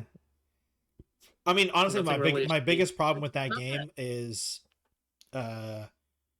one, the menus are so bad in the Switch because it lags so hard. Oh. It lags so hard doing all the menus, and I have a problem with the final 2 minutes, the final stretch of the game. Oh, the double score thing. The double, like the only time that matters in Pokemon Unite is the final stretch. That's my problem. I suppose you're right. You can win. You can be setup. I mean, yeah, but like you can purely win a game because you scored multiple good double points things, and yeah, I understand it's supposed to be a comeback mechanic. I just think a comeback mechanic is too good. I think it's good for casual. I just didn't agree with it in ranked. And apparently there's the big news for Pokemon Unite is the Chinese version of the game is being released soon and is being created, and they have a different ranked mode, which is a big deal for them. So their ranked mode is first to 500 points instead of the normal thing. It's first to 500 points, no time limit, I'm pretty sure, from what I've seen. So I think as a ranked mode, I think I like that concept more. I don't think I think the 10-minute games, final stretch stuff, that's great. I still think it's a good mode, but for a casual mode, because like you want that comeback mechanic. And I still think comeback mechanics should still exist in a ranked mode. I just thought the final stretch was way too forgiving, because like I'll even say there are games that I've won in Pokemon Unite simply because people scored 100 points in the final stretch. And like when a game's close, I think the biggest problem is when the game's close, whoever scores during the final stretch wins. Because if it's close, it's really hard to like fight against that. Like how do you, in the final 2 minutes of the game, all that matters is whoever kills what's it called? Thingy? The middle boss Pokemon. Rayquaza, or I forget the other one. I know one's Rayquaza. I know one is whoever kills the legendary at the Zapdos. Zapdos, yeah. Was it Zapdos? Yeah, it was Zapdos. What's it called? Whoever kills the middle Pokemon, and whoever usually kills that wins. And I don't know. That always felt weird to me, because like in League of Legends or Dota, whoever killed Baron or I can't remember what Dota's called. I don't remember. It's an advantage, but it's not a win button. And in Pokemon Unite, it felt like a win button, you know? God, it just made my brain try to recollect all those moments I ever played Dota. It's like forever ago. Yeah, I haven't played Dota in actual decades. But yeah. I was playing that again for a little bit. And it's still fun. Like I said, as a casual game where like, you know, I don't care about winning and stuff like that, it's still very fun. And I'm also one of those people who like, I'm literally only playing Snorlax because Snorlax is in fact the best Pokemon in existence. So I'm still waiting for my favorite Pokemon to appear. Once it appears, that's when Mawile gets in the game, Alchem, I'm gonna play Pokemon Unite with you, and I'm gonna spam Mawile just so you can't play them. How dare you? How fucking dare you? I'm kidding. I won't do that. Mostly because I don't want to spend the money to actually buy the Pokemon. Yeah, you better not. But yeah, I'm really hoping whenever the Switch 2 comes out that Pokemon Unite will be available on it, and it will run better, because that'll be amazing. Yeah. Yeah, but that's definitely a next year thing, and we'll see. We'll see. And apparently that first to 500 mode is coming to the global version of the game, because right now there's two versions of the games, the Chinese version and the global version, and it's coming to the global version, but it's coming as a casual mode, like a temporary mode. And everyone's saying like, I wonder if they're waiting for the Switch 2 to come out so they can like port the Chinese version to the Switch 2, and then people can just transfer their accounts and stuff like that to that version. Because then they're working on two different versions of a game, which I don't feel like works. And there isn't that much difference between it. So we'll see. Yeah. So I'm just looking forward to it. I'm just like waiting for the price tag to show. Yeah, the Switch 2. Yeah, it really depends. It really depends. Yep. So Yeah. The next two stories are going to be probably quick ones. One is a funny one. Okay. It's funny and a sad one, and it's about food because we haven't talked about food in a while. And this is a story that has that flabbergasted both you and I, and it's the Ohio court decision that boneless chicken wings can have bones. And the reason it's brought up again, Alchem, is because the Supreme Court denied a retrial, a request to reconsider the ruling. So the Supreme Court agrees that boneless chicken wings can, in fact, have bones in them. This is going to be such a this is going to have such a precedence. Like, so many people are going to recall that one ruling. See, advertisers can say one thing and not necessarily mean it because, this is literally going to come up later. It's because people are now going to use this as precedents for other court cases that could involve this kind of a issue with false advertising or quote unquote false advertising because since it's not false advertising anymore because boneless doesn't necessarily mean boneless. So like the actual statement was it was dumb. It was honestly it was kind of dumb. I was reading it and it basically they said that the Ohio Supreme Court of Law is not not of temporal public opinion. It's like basically he said nothing. Basically he said a lot of nothing, and everyone's like, why are you guys like this? Why are you like this? Why is this a thing? Why is your statement the opinion that ruled the statement boneless does not mean one should be surprised to find bones in this legal document? And basically it's everyone dunking on this guy for the fact that he is not changing their mind, basically, and it's like boneless does not need to mean boneless. It's so dumb. I ordered boneless. Why is there bone in it? Doesn't have to. Doesn't mean that it is. Help! I can't even try to defend this. So someone orders boneless with the sole purpose that it should be boneless. Yeah. What do you mean that it could potentially have bone in it? Anyway? I mean, the biggest thing is also the reason this was even brought up is because a guy ate a boneless wing.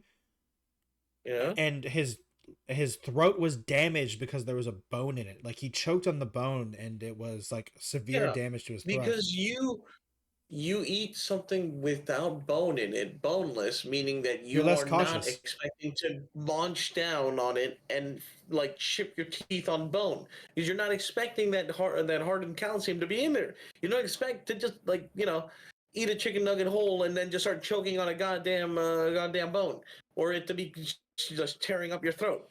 Yeah. You don't expect that because that's what you ordered. Yeah. Now you're gonna tell me that no. Oh my God. Yeah. The biggest thing, like the biggest statement from the person who wrote about this that I read, and she, I think it's she. Yeah, she is a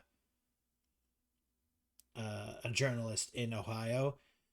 She basically, like, her ending statement was the members of the majority have granted virtual immunity to entities involved in the meat industry for any bone related injury that might have been caused by their boneless products, which is the stupidest thing in existence because it's just so dumb. And this case is going to be the base set for so many lawsuits when people sue for getting it's going to be so bad, man. You want it gluten free? That doesn't necessarily mean it doesn't have gluten. Too bad. Yeah.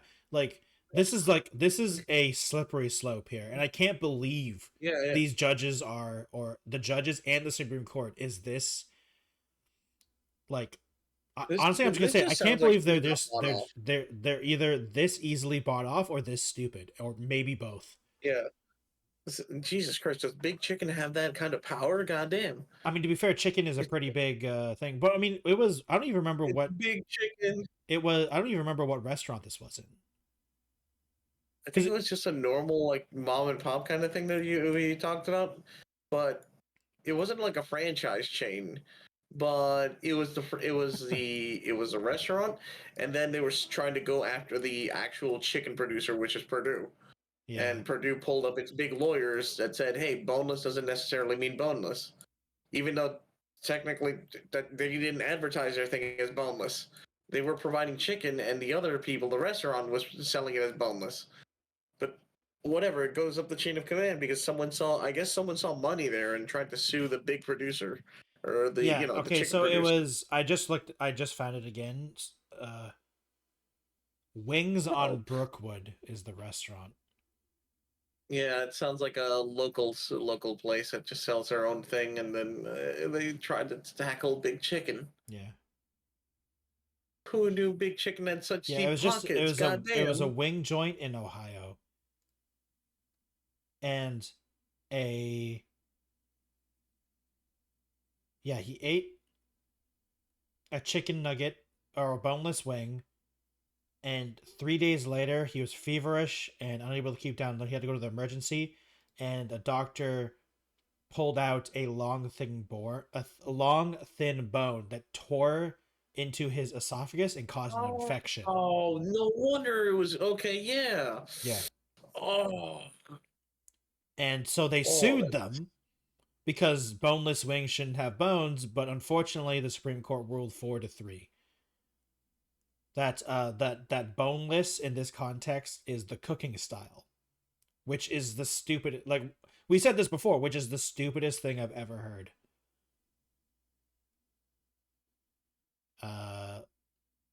Yeah, that boneless wings refers to the cooking style.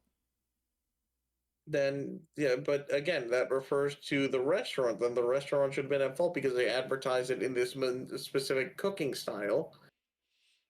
I still don't understand, why are they trying to? Someone at the end of the day, my original statement was that the restaurant was at fault for advertising in this method, that they cooked it this way, and they failed to cook it this way. And thus failing to cook that way led to injury. It's their fault, not. I don't know. I don't understand how Purdue got pulled into this, but apparently someone kept pushing and pushing till eventually they had to get their hands involved in this, which led to this dumbass decision. Because I'm maybe missing details, but honestly, it just sounds like someone could literally say, "Oh, you wanted it to be lactose free, or you wanted it to be milk free." I'm sorry, that doesn't necessarily mean there's no milk in it. Well, okay, it could possibly. So literally in the statement, in the legal, like in the thing, a dinner reading boneless wings on a menu would no more believe that a restaurant was warranting the absence of bones. So this is the person's what the justice wrote for the majority opinion, which is that boneless wings is the cooking style and doesn't necessarily mean there are no bones. A dinner reading boneless wings on a menu would no more believe that the restaurant was warranting the absence of bones on an item than believing that the items were made from chicken wings, just as a person eating chicken fingers would know that he has not been served fingers. That's not even close. Okay. Yeah, like that's not relatable. Yeah, it's not the same. I don't know. I think the problem is that I think the word boneless is very specific. They're playing on it because hilariously, I could literally say boneless chicken fingers. And while I would presume that they are not chicken fingers because chickens don't have fingers, I would presume that the concept of being boneless should still apply here. Yeah. But my brain hurts from this. It just sounds like someone got bought off, or I don't know. Every time I hear this thing, it just makes me. It's just so annoying. To be fair, I am also reading people's versions of it, so I'm obviously not going onto the Supreme Court's site and reading their full opinion on it, because I'm just not reading that document. I'm gonna die of boredom. So I am reading what other people are saying, and they could be misquoting it. I'm not fact checking at all, but even okay, whether or not the actual quotes themselves are true or not, the fact is that boneless doesn't mean boneless for them. They think it is a cooking style, and cooking style is not a suggestion. It's a, I don't know what it is, but it like if you are served boneless wings and there is a bone in it, that's not false advertising, or that's not their problem. Basically, the restaurant's problem, which is stupid. Like, this isn't even the argue of like what is boneless chicken or boned in chicken better or not. Like, if it doesn't, that doesn't even matter, you know. Like, whether it's good or not doesn't matter. The fact is, you can sell boneless chicken nuggets or boneless chicken wings or boneless wings or whatever you want to call them, and if there's a bone in it, that's not their problem. You wanted meatless tacos? Oh, I'm sorry. That doesn't mean, you know, your vegetarian tacos might not have meat. Might have meat in them. I'm sorry. Yeah. It's still possible. It's very so possible. Dumb. It's so dumb. I feel like this will be used in future court cases. Probably nothing major, nothing too serious. It's going to be something goofy, but they're going to recall this court case, and it's just going to be the stupidest thing ever. I can't wait until someone sues over the if something is labeled vegetarian and it's not vegetarian, or something like that. You know, like that's I think the real thing, because when that stuff gets getting questioned, like I don't know, man. It's. I mean, the good thing is that it seems like everyone else in the world agrees with us. Like, this is the stupidest thing in existence. Like, why does this?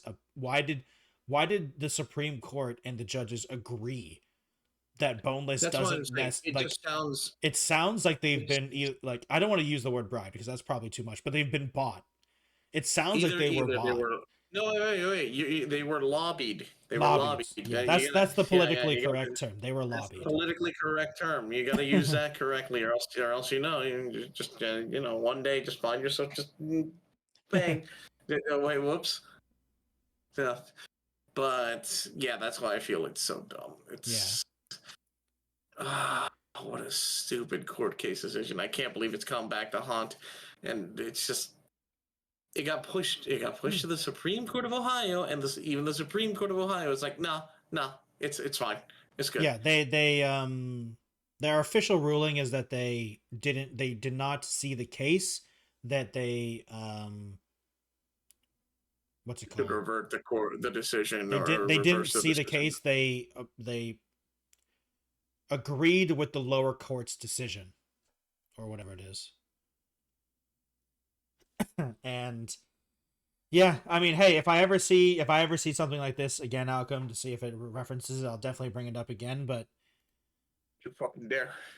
Never want to hear about this horrible thing again. Alchem, this is just making my job on this podcast is to bring up terrible things to shock you. That's my whole thing. Now, speaking of chicken wings, my last story. No. My last story is a good one. It's a good one. It's a good one. Oh. And it's about Hot Ones. Did you I'm assuming you saw Hot Ones. I'm familiar with Hot Ones, yeah. Well, did you know what happened with them?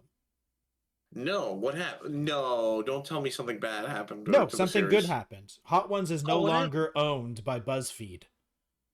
Oh. The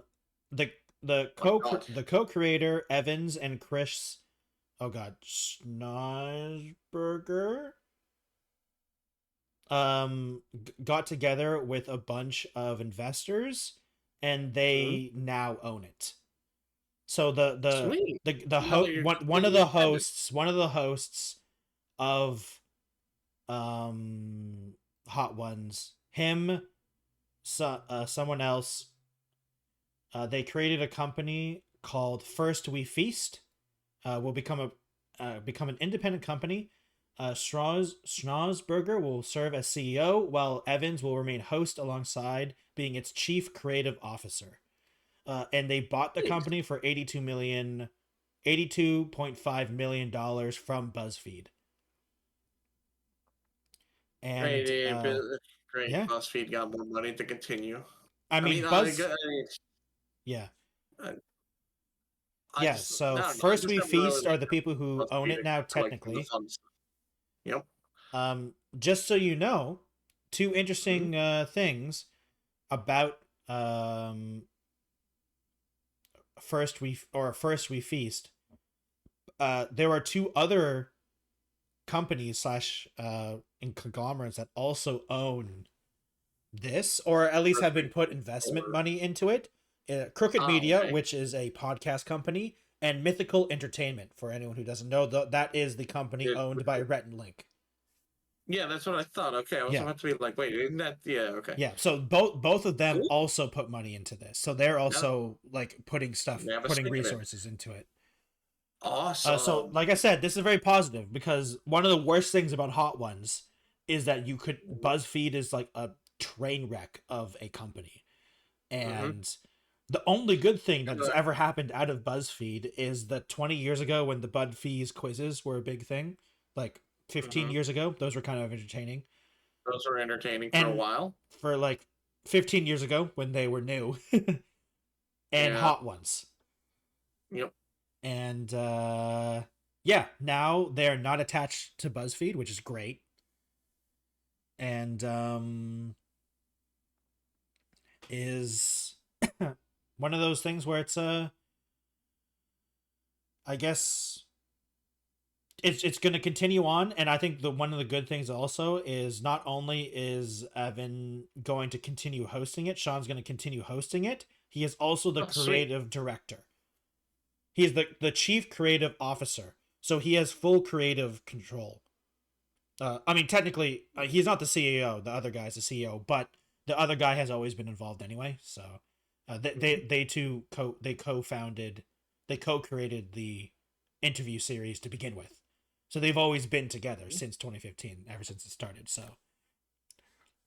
basically, nothing's changing other than the fact that BuzzFeed is no longer involved, and they are involved, and First We Feast is now independent company, and they're getting outside investments, which includes investment from Crooked Media, which is the podcast company, and Mythical Entertainment, which is the company pioneered by Rhett and Link. I don't know if Rhett and Link are the CEO of Mythical Entertainment still. I think technically Mythical Entertainment is like the board isn't, they are part of the board maybe now. I mean, they're old, right? They're older and they have a lot of things going on, so like they can't be forefront all the time. So I think Mythical Entertainment is also, like, Rhett and Link is obviously Mythical Entertainment, but Mythical Entertainment is still a company.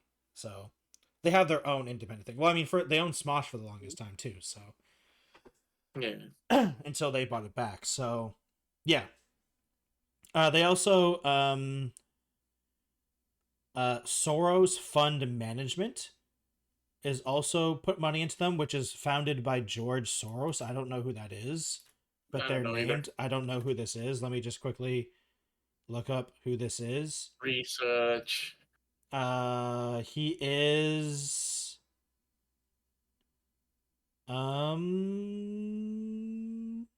he's a big, he's very rich, super rich. All right. Oh, he survived the I can't say that word on YouTube. He survived World War II, and he's Jewish. Let me just say that. Okay. So yeah, I can't say that. I'm not risking saying that word on YouTube. So okay, yeah, okay. It looks like it's just a fund that just puts money into stuff. Oh, cool. And he created the fund. More funding. Yeah, he created the fund. Nice. Well, more funding for them, which is, I'm glad, because that means they can do some of their own independent stuff. Yeah. Hopefully in the future they can make more, hopefully the creativity flows, especially now. He's also apparently very progressive and liberal. Well, to be fair, he's European, so that they tend to be that, to be fair. Yeah, anyway, so that is, like I said, a very positive story. And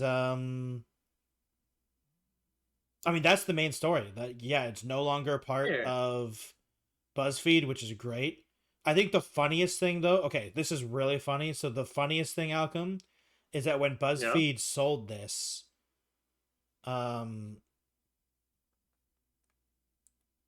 it made a statement saying that they're selling this because they want to put more investment into AI and AI created content and AI created writing, which is so funny. I'm like, yeah, I was like, oh god, I'm so glad that they got out of that, because if it just imagine AI generated hot ones, that'd be so bad. They would have just like cut the budget so much that you know they only had the choice of using AI. I'm glad they got out. Now they can be creative. They can do whatever. God, I hope they don't follow the same route and do AI. Or really? Oh no, I doubt it. They're both of them have. I think hasn't anti Sean Evans, like the host, has been very anti that stuff, if I remember correctly. Yeah, so I'm actually glad that it's not going to be that, or that's not going to be the case, because good lord. It just seems like and also like using AI, it just makes utter crap. I mean, all the media companies that also put money into them that are at least public about it are also very, I mean, like very anti, well, not anti AI, but they're anti like AI and like creative process, you know? Yeah, like some of them are okay with AI for like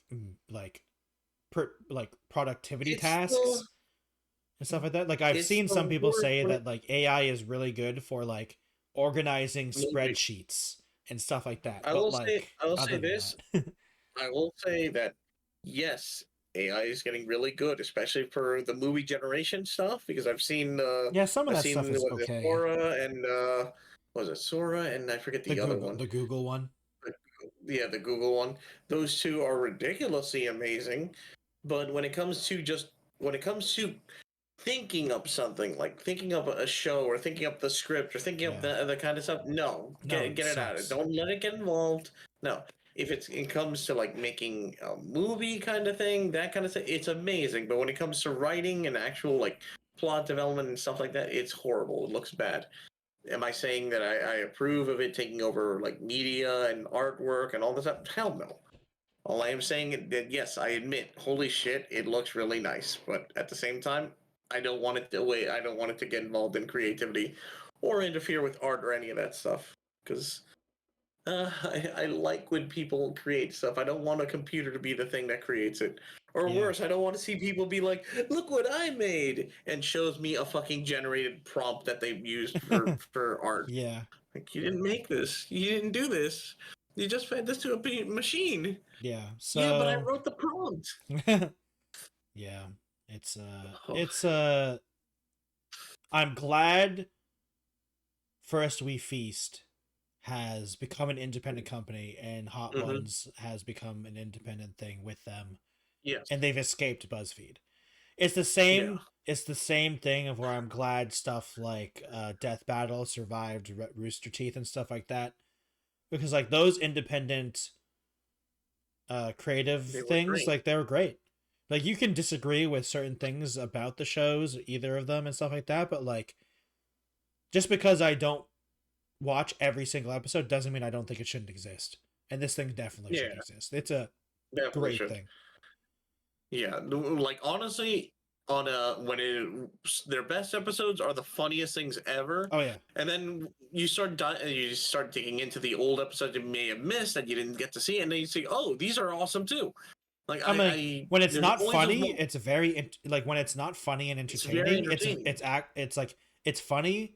Sometimes it's funny, sometimes it's very entertaining, sometimes it's both, and sometimes it's actually just kind of informative and just interesting. You know, like even when they're not just cracking jokes and being funny, it's like, oh, this is actually like just there's a guy asking some very interesting questions to this person while eating chicken wings with hot sauce. So like it's just very interesting. You get the most in like down to earth answers in a way you never thought of, maybe from their perspective, because they got to live a life that you don't get to. All the meanwhile, you hear them just choking and dying on hot sauce, dying because of the hot sauce. It's great.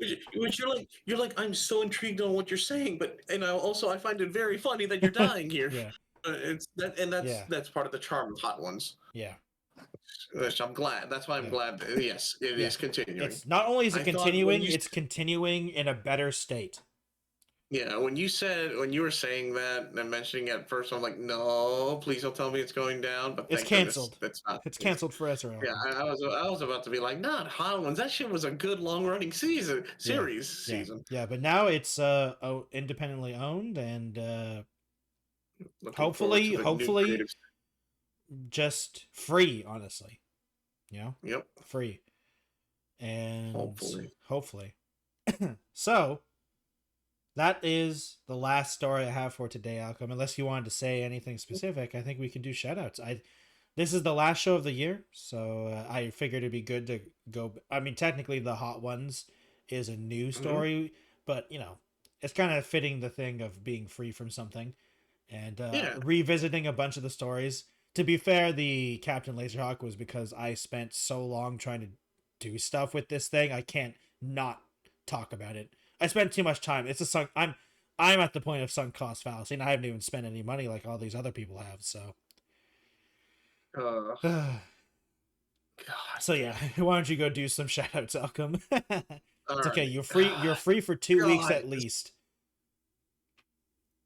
Okay. So I was gonna say, well. Thank you, everyone who popped in onto the podcast. My name is Alchem. I'm usually the one commenting more and dying more from the news being heard on the podcast.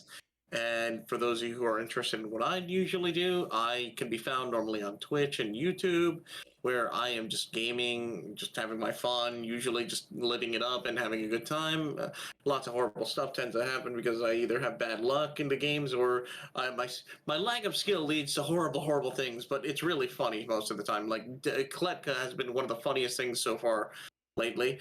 But you can catch me there where I just have a good time. And you can also find me on Twitter, TikTok, YouTube Shorts, Blue Sky, where I post random stuff, either normal model work that I'm working on because I basically create my own models and just do stuff with them on VR. And sometimes I just show pictures of them on there. And yeah, you want to continue watching there, feel free. And if you enjoy my content, you know how to support. If you don't, there's probably ways that'll explain donations, bits, subs, Patreon, coffee, all those other things. You get the drill. You don't need me to explain everything. But yeah, that's pretty much it on my end. So go ahead and take it away, Jelly. Hello, everyone. I am the Techno Jelly. Please go over to my YouTube channel, hit subscribe. The podcast, there is a playlist of Two Buds, One Podcast if you are behind or want to catch up on other episodes. Alchem and I do this basically every week. Sometimes we miss it, but we've done it pretty much every week for a long time. I checked up during the pre-show, and we started this in February, Alchem, so we're only like 2 months away from our 1-year anniversary, so we'll have to think about something about that. If you'd like to follow me, like I said, please subscribe to the channel. We're trying to get to 1,000 subscribers on my channel. Once we hit that, I'll be doing a Q&A video if anyone's interested.